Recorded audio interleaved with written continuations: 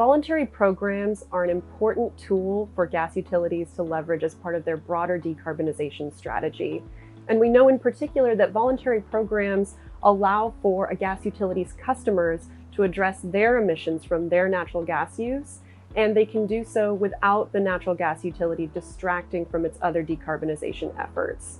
When a gas utility is considering launching a voluntary program, it's important that they keep these 4 considerations in mind. One of the first important considerations is that commission approval or regulatory body approval process. In our decades of experience, we've learned that utilities can really focus on 3 things as they're approaching the commission with a voluntary program. The first is really understanding the customer base and having evidence to show that customers are interested in a program.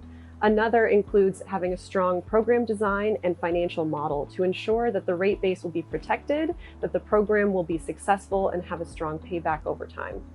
Another important consideration is what the gas utility will use to supply the program. Right now, gas utilities have access to RNG, renewable natural gas, and/or carbon credits to supply the program. Both RNG and carbon credits can be volatile markets, and this can introduce risk to the utility and to the participant base.